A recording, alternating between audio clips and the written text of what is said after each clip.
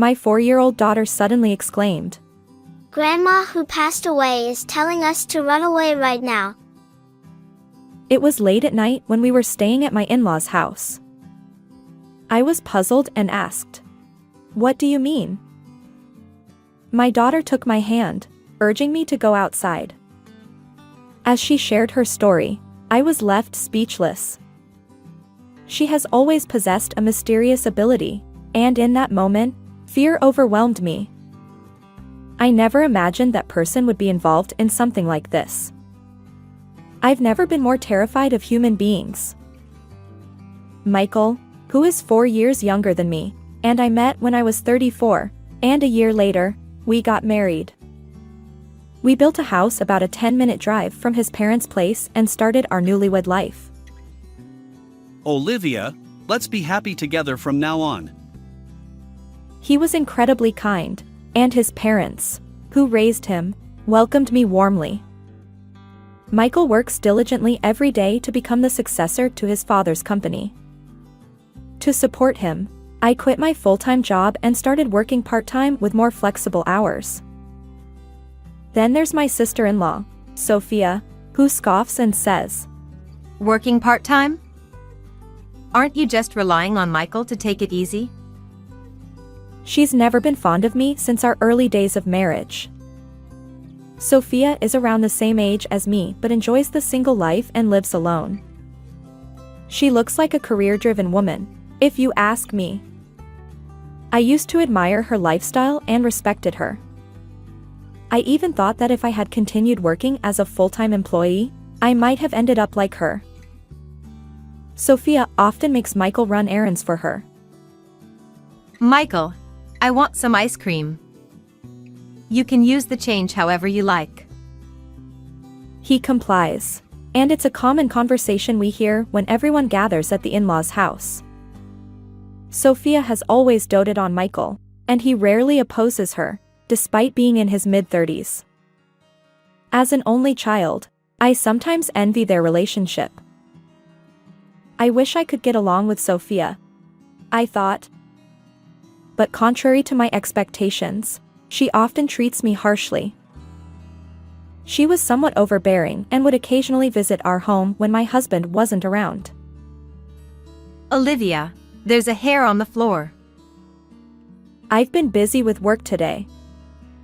I was planning to clean later. "You're just working part-time, right? Stop making excuses and get it done. It's a pity that Michael has to live in such a dirty place." Sighing, I complied with her demands. As I cleaned, she'd march into the kitchen and help herself to the half-prepared dishes, tasting them without permission. The flavor is so bland. How can you make something this awful?" It's not finished yet. "I wonder why Michael ended up marrying someone like you."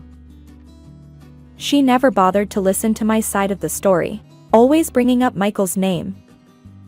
And truth be told, I wasn't particularly skilled at housework, so I felt somewhat resigned to her criticisms. However, there were some things I simply couldn't tolerate. "You only have flashy clothes, don't you? And yet, your underwear is so plain." She'd open my closet without permission and inspect its contents. "Sophia, please stop!" No matter how much I pleaded, she remained nonchalant, often wearing a malicious expression that made me wonder if she enjoyed seeing me uncomfortable. Sophia even checks inside my closet. I've told her multiple times, but it doesn't work. "Can't you talk to her?" I appealed to my husband when he returned home. His response was off-kilter. Really? Maybe she's just curious about what kind of person my wife is. Yet, despite our conversation, he took no action. I felt disappointed by Michael's lack of support. Sophia's unreasonable behavior continued even after that. A year into our marriage, when our daughter Mia was born, her actions escalated further. Frustrated by our crying daughter, my sister-in-law glared at me. She cries so much. It's your poor parenting. And to think you had a girl. Do you even realize you're the wife of the eldest son? She would make snide remarks about everything, eventually throwing hurtful words, blaming everything on me. My husband should have noticed this, yet he always turned a blind eye. Lately, Sophia's tone has been harsh, and it's honestly tough. It's your fault, Olivia, so there's nothing to be done. Or are you implying that Sophia is hysterical? No one said anything like that. He consistently took Sophia's side, refusing to engage seriously. As time passed, my dissatisfaction with Michael grew. Is it okay to continue like this forever? Divorce crossed my mind, but having experienced the loneliness of being raised by a single parent after my own parents' separation, I hesitated. I didn't want my daughter to feel the same way. Despite it all, I endured because my in-laws kindly watched over me. However, I suddenly lost that support. When my daughter Mia was just 6 months old, my mother-in-law succumbed to illness. The shock of her departure left everyone struggling to cope with their emotions. I'm going to visit Dad because I'm worried about him. Understood. Let me know if there's anything I can help with. During this time, my husband frequently visited his father's home, leaving me and my daughter behind. Sometimes he returned late at night. I asked about the reason. Dad feels lonely being alone. But you see your dad at work too, right? Can't you ask Sophia to help with family matters? You're quite heartless. Even though Dad is feeling lonely, you're suggesting I leave him? That's not what I meant. Although I initially expressed my desire for more quality time with our adorable daughter, I realized that parents are important too. I remained silent after that. As time passed, our daughter Mia turned 4. Michael continued his daily visits to his father's house, and his return home was always late at night. I confronted him about his behavior. Michael, you've been busy lately, right? Isn't it difficult for you to keep checking on your dad's well-being? I can go in your place. However, he insisted. Don't visit my dad's house. Sophia wouldn't like it, and I don't want unnecessary conflicts. His determination to keep me away from the family home raised suspicions. I decided to defy his instructions and visit my father-in-law myself. To my surprise, my father-in-law welcomed me with a smile. I've been taking cooking classes and enjoying it. He said happily. His demeanor was completely different from what Michael had described. And then, my father-in-law accidentally let slip a revealing statement that left me astonished. After a few weeks since that incident, one day, my husband suddenly said, Why don't we all gather at my dad's house and have a meal? I hesitated, thinking, but Sophia wouldn't like it if I visited your dad. His unexpected suggestion made me suspicious. He continued. It's fine. Sophia invited us today. So, are you coming? Hurry up and get ready. Michael seemed unusually flustered. Despite the difference from our usual routine, I agreed to my husband's invitation, and the 3 of us, my daughter, him, and I, headed to his dad's home. Upon arriving at my in-laws' house, a delightful aroma greeted me at the entrance. My sister-in-law, Sophia, welcomed me with a smile. Olivia, welcome. I've been preparing dinner while waiting for you. She ushered me inside, handing treats and toys to my daughter, Mia. Although I had braced myself for her usual snide remarks, Sophia's kindness caught me off guard this time. Still, I remained cautious. I shouldn't let my guard down.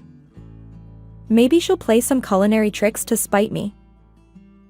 But my suspicions were unfounded. Michael told me about your favorite dishes. I hope they suit your taste. As I surveyed the table, I found an array of my favorite foods. Grateful, I replied. Thank you. Yet, lingering disbelief colored my emotions. Sophia added playfully. Don't worry, there's no poison or anything. I never thought otherwise. Then, unexpectedly, Sophia apologized. Olivia, I've been mean to you all this time. I don't expect forgiveness, but I hope we can get along from now on. Despite my reservations, I decided against further animosity. I smiled back at Sophia, willing to make an effort to bridge the gap. Great! Since we're the same age, let's chat about various things. Oh, how about staying overnight today? But I haven't prepared anything.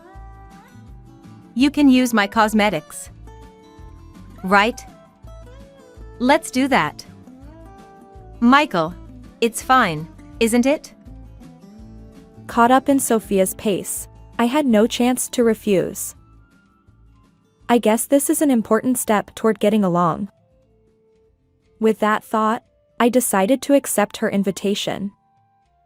Sophia was a great conversationalist, and before I knew it, I was genuinely enjoying our time together.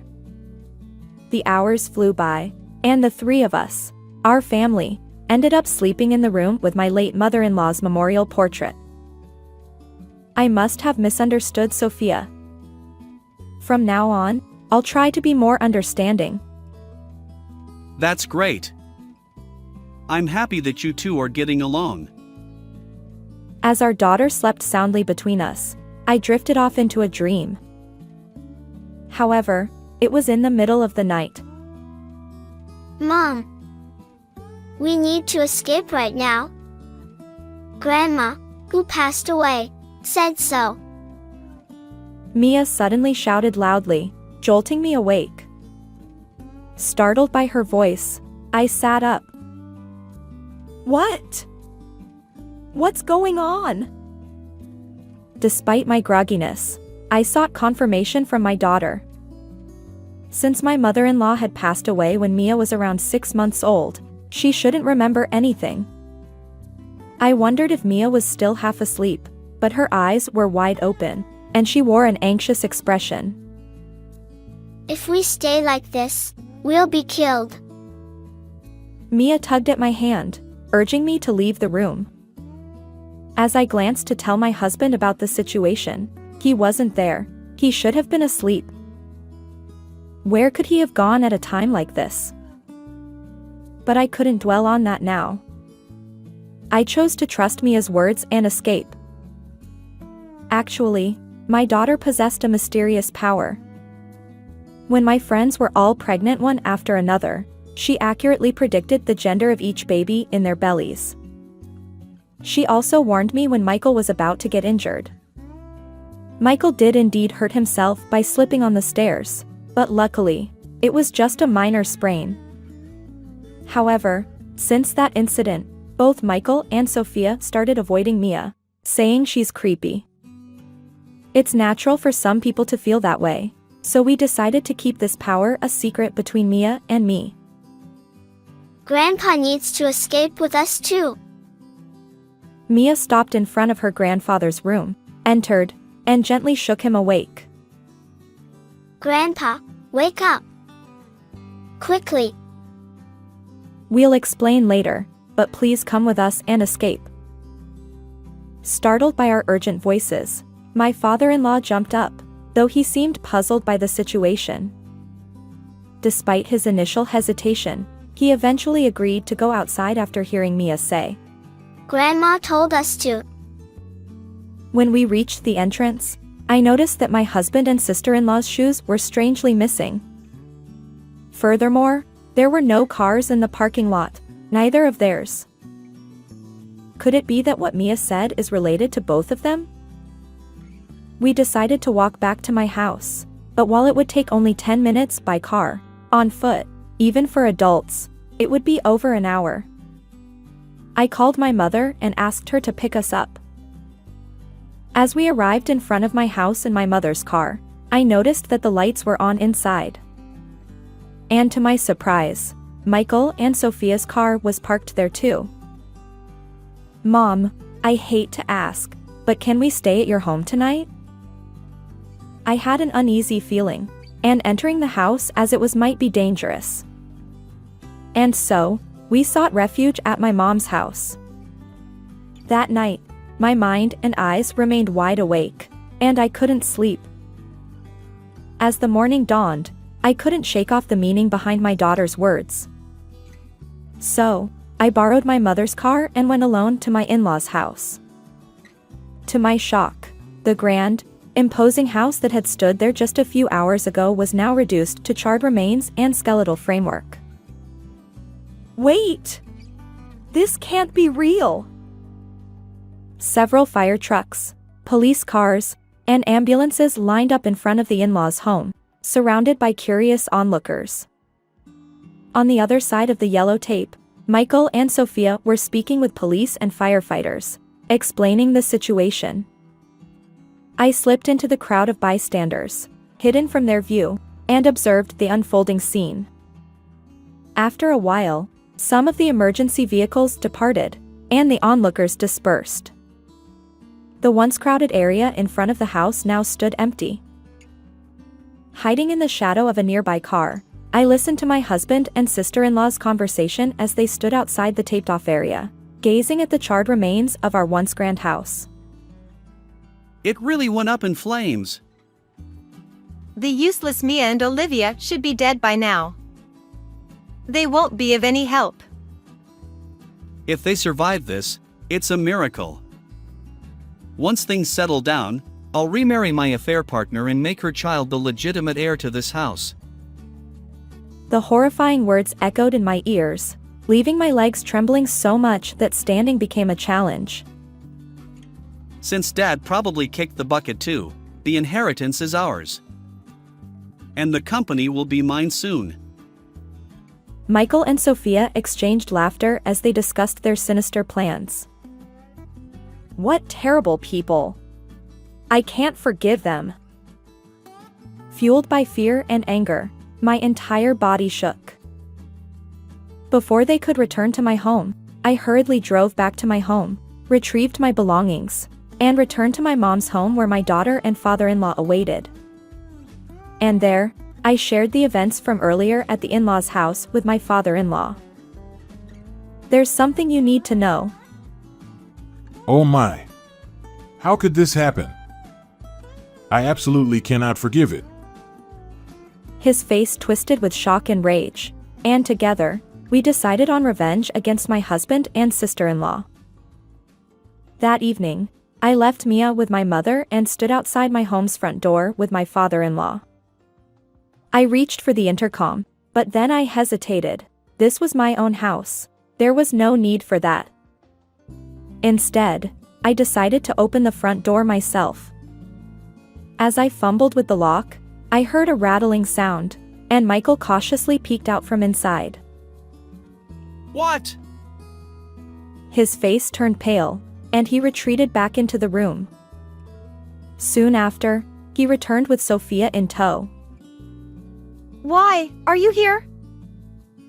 She too looked ashen, muttering those words.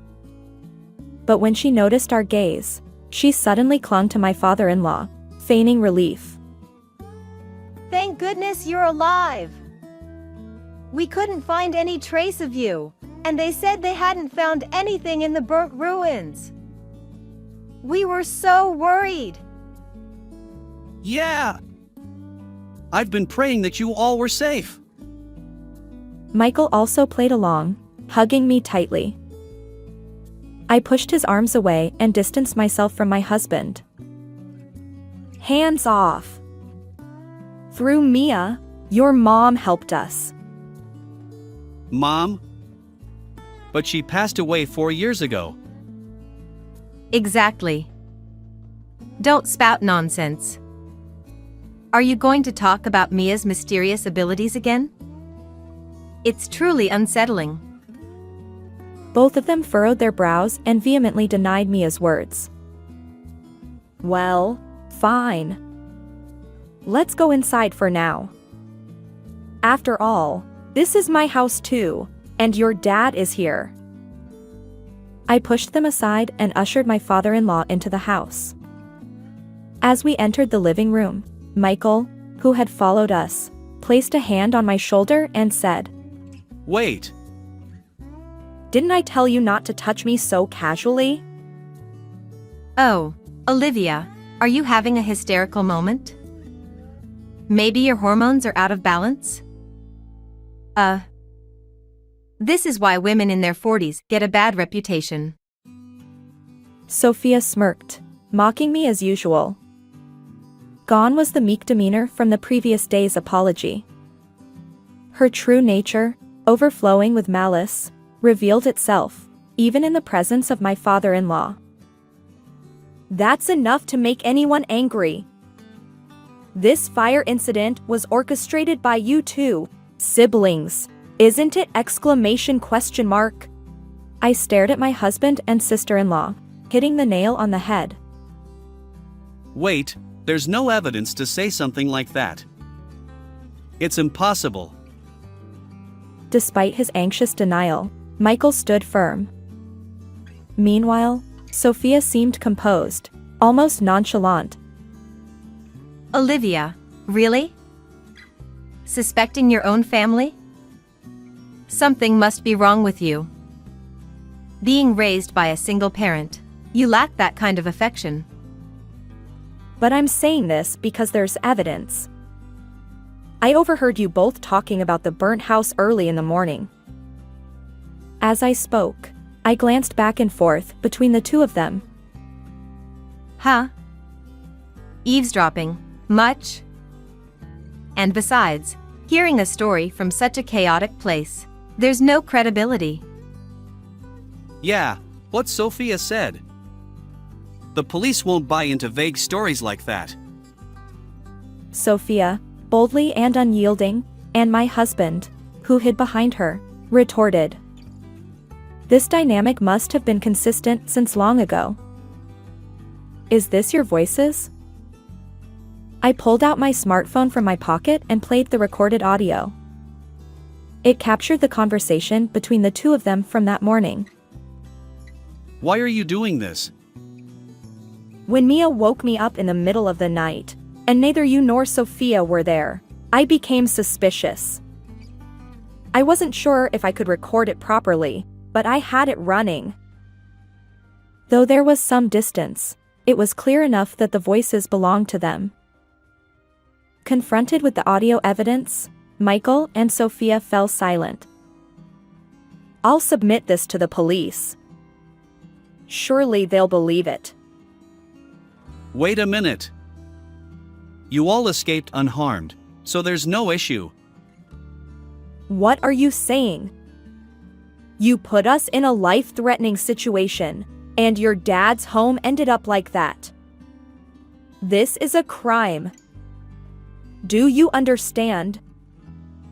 Growing more agitated, I confronted my husband's absurd statements. Sophia, this applies to you too. You must pay for this wrongdoing. Don't get cocky. You wretched woman.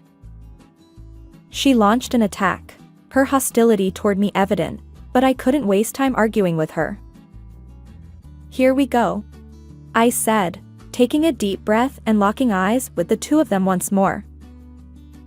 By the way, what do you mean by waiting for the heat to die down and then remarrying your affair partner, legitimizing a hidden child? Well, Michael seemed caught off guard by the direct questioning and stumbled over his words, eventually falling silent. You thought you could just stay quiet when it became inconvenient? But there's evidence. This woman, right? I confronted them, brandishing a photo I'd pulled from my bag. Ha! Wait, why did you investigate this so thoroughly? Sophia, what do we do? We're caught. He turned to his sister, seeking help in his panic. But Sophia merely glared at me without offering any assistance. Perhaps that lack of support drained Michael's resolve, leaving him deflated. Actually, I had suspected my husband's infidelity for some time and gradually conducted my own investigation. On that morning, I hurriedly retrieved the evidence I had collected. How long have you known? Well, it started when you said you were checking on your dad, and your returns home became consistently late. From that long ago. But I became certain when your dad told me something. Michael had warned me not to show up at his dad's house, but I defied that order one day. My father-in-law had shared something with me, a statement that, Only you would visit my home. for me, who thought Michael was merely making frequent visits to his dad's house, it was shocking. Although the photo includes Sophia, it seems your affair has her approval, Michael? I confronted them, thrusting the evidence in their faces. Humph. So what? Isn't it your fault for being cheated on? You lack any charm. Clearly, she was aware of this situation as well. Among the evidence I had gathered were photos showing the gradual growth of the affair partner's pregnant belly and, most recently, images of Michael and the affair partner strolling with their baby. Olivia, it's not what you think. There's a valid reason. Suddenly, my husband changed his tone, attempting to justify himself.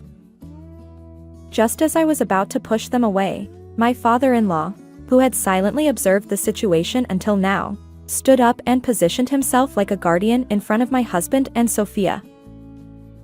What are you both doing? Bullying Olivia, engaging in infidelity, and even endangering our lives. What's your intention? His furious tone left my husband and sister-in-law speechless. Dad, listen to me. It's all Sophia's fault. She introduced me to that woman in the photo just because she didn't like Olivia. You were always complaining about your wife too. So, I mediated between you and that woman. Nobody asked you to do that.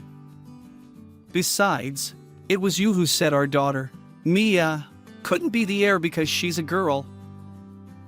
But that's true.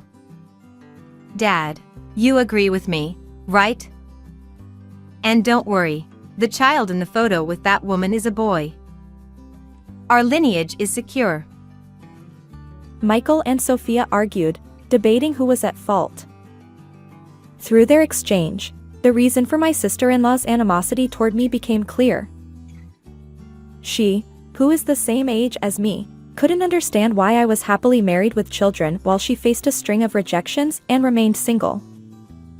Her envy of my apparent happiness fueled the years of mistreatment I endured. Sophia, desperate to break up my marriage, used her compliant brother to impregnate her affair partner with a baby boy. This is outrageous. It's beyond cruel.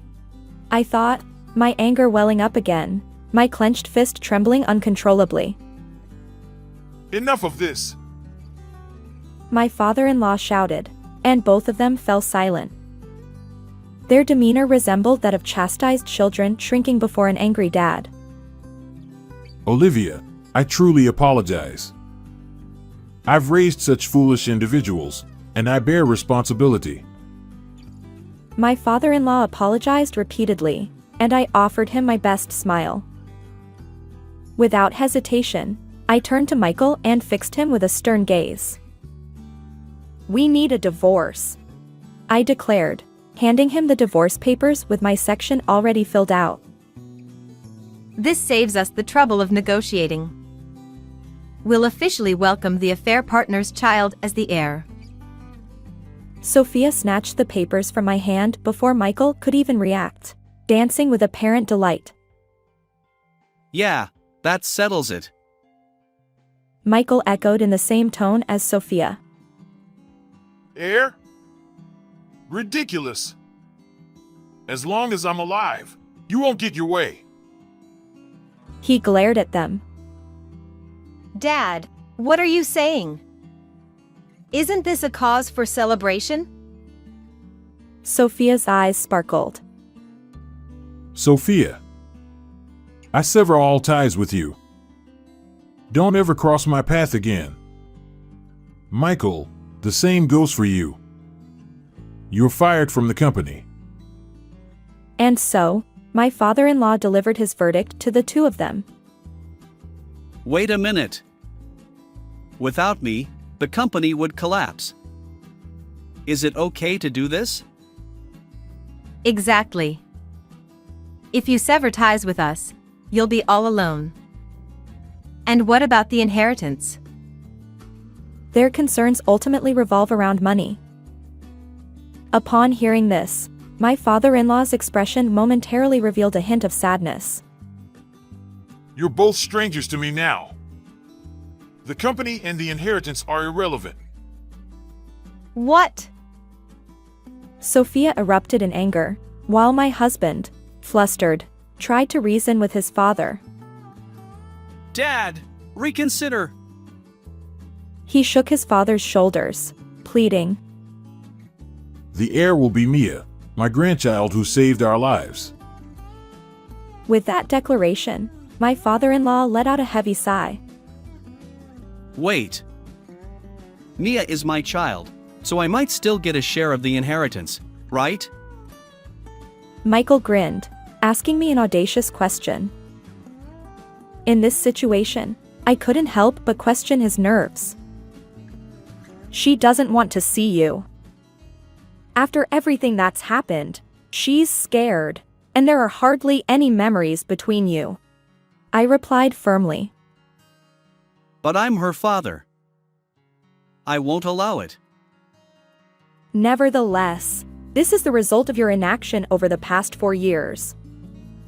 After the divorce, I'll respect our daughter's wishes and won't allow visitation. I don't want that. I don't want a divorce. Olivia, please. Michael wailed loudly, clinging to me. Olivia, I apologize for everything. Please convince Dad to reconsider. Even Sophia, seeking mediation, pleaded with me. Although you two might be preoccupied with divorce and estrangement, both of you need to go to the police now regarding the fire incident. Do you understand? Please don't involve the police. I'll be a better husband and dad. I won't let Sophia manipulate me anymore. Let's start anew as a family of 3. Seriously, don't bring the police into this. What about my hard-earned career? Even though they've come this far, they seem to only think about themselves and say whatever they want. Enough! Reflect on your actions and make amends. I firmly rejected them, pushing them away. Michael and Sophia mumbled in response, collapsing to their knees. Afterward, I took my husband and sister-in-law to the police station and submitted the audio evidence. Both of them confessed, and they were arrested in connection with the recent fire incident. The divorce with Michael was finalized, and he agreed to pay $20,000 in alimony for the affair, along with monthly child support of $400 for our daughter, Mia. Since he'll be behind bars for a while, I intend to collect those payments when he's released. As a bonus, I also received a tidy $7,000 in compensation from the affair partner. Sophia faced the same fate, with her conviction confirmed. She lost her job, of course. Abandoned by her father and separated from the brother she doted on, she's now all alone. Well, it's a consequence of her own actions. My father-in-law, with whom I still maintain contact, is determined to keep working until Mia becomes the heir. Our daughter is enthusiastic about becoming the president of a grandpa's company. These days, life is peaceful, and I feel truly happy. How did you find this story? If you enjoyed it, consider subscribing to our channel. Until next time.